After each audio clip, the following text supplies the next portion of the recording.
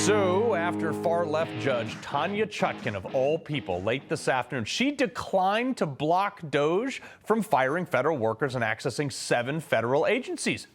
Awesome! DOJ has the green light to continue to dig into Social Security, and man, is that a mess. The first red flag is the fact that they've been telling us for years. And here's a report from the Social Security Board of Trustees, said that the current trajectory of Social Security fund will become insolvent by 2035 because it's drawing down faster than it's being replenished. Look, it was a Ponzi scheme from the start, but now it's really bad. In 2023, there was over a $40 billion deficit, partially because they're paying it out to people who don't exist anymore. But that didn't stop the former administration over there from calling, the former administrator, who used to be a governor, by the way, from calling the Social Security Administration a model of efficiency. If you want to find an example of efficiency, look no further than the men and women right behind us in these buildings. What is he? Whatever he's smoking has got to be illegal. Even MSNBC is being forced to acknowledge $80 billion with a B dollars in mismanagement. Mismanagement.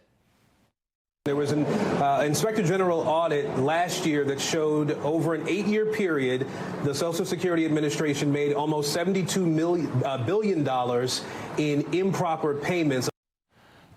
That is so much money. The private sector, if you were in the private, you would get thrown in jail for that kind of mismanagement. It'd be criminal. And yet the Washington Post rushes in to defend them. Oh, Musk has increasingly turned his attention to Social Security in recent days, arguing that the program is rife with fraud and erroneous payments without offering any evidence for his claim.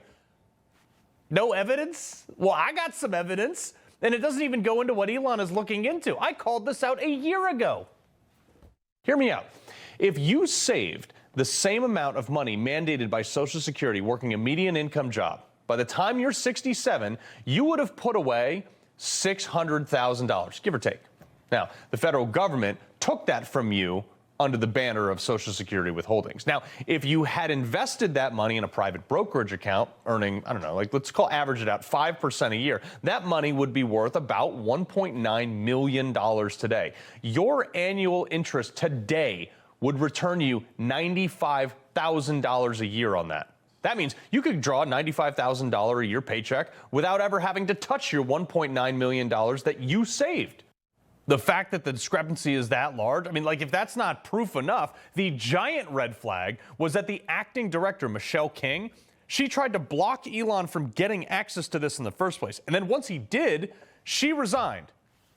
Now, why would somebody resign? Oh, probably because they're about to get fired or they're trying to get out of there before it gets, like everything hits the fan.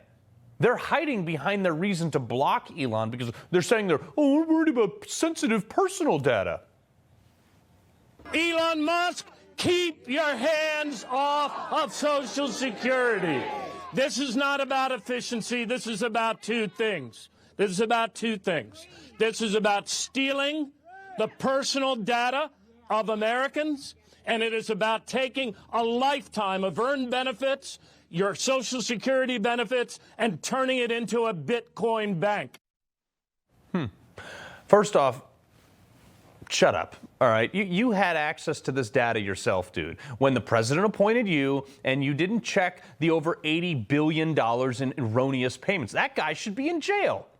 But also, save it. You guys are so bad at protecting personal. I heard absolutely nothing from these same people when China hacked our U.S. Treasury Department. For Pete's sake, the U.S. military, when I was in there, they leaked my Social Security number. Oh, it was by accident, of course. I was a Navy SEAL with a top security clearance, doing things in places we didn't always admit to, and you leaked my Social Security? Sure, don't give me that argument. And investing it into Bitcoin, that actually sounds great, because if you would have invested these people's money into Bitcoin, it would have been worth a fortune, and we wouldn't have any risk of insolvency like we do now, thanks to that guy. In fact, if you had taken all of the Social Security payments in 2015, which amounted to about $920 billion, and instead of laundering it into other stupid causes, you would put it into Bitcoin, which O'Malley seems to think would have been such a bad idea. Well, in 2015, Bitcoin was less than $300 then. It's worth $100,000 now. You would have, do the math with me, $368 trillion in the Social Security fund. And we would never have to worry about making a Social Security payment ever again. But we didn't do that. This just illustrates how financially illiterate these people are. They are so bad at managing things. That's why Elon Musk has to do this.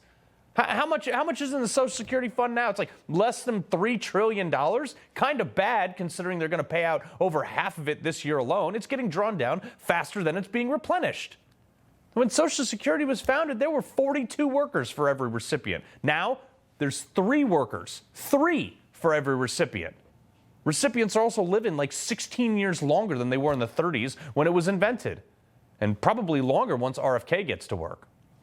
And the other part of O'Malley's argument is that it's access to personal. O'Malley, you had access. I think you're a buffoon.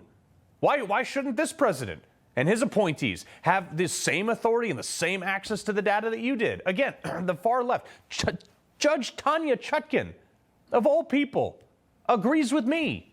Don't give me that constitutional crisis argument. These career and Democrat officials, despite the last election, they believe that they run the organization and that the data somehow belongs to them and nobody else has the right to tell them what to do or how to do it. This is maddening. Get rid of all these people.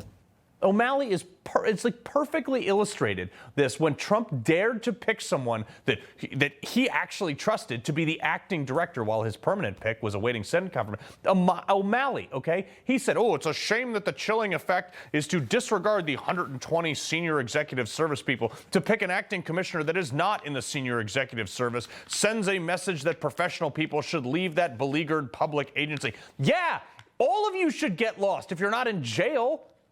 How dare Trump not appoint one of the 120 senior bureaucrats that got us into the mess we're in the first place? Those 120 people, they didn't raise an eyebrow when 20 million dead people were getting Social Security payments for who knows how long. I don't know what it's going to take for these bureaucrats to understand they're not in charge and we don't like them. This is why we have elections. Elon is protecting us from the government fraud. These careers who are trying to stop Doge are protecting the government fraud from us. He loves the Constitution. He fights for what's right. He hates the bad guys. He's a freedom warrior. He's your freedom warrior. Watch Carl Higbie every weekday on Newsmax.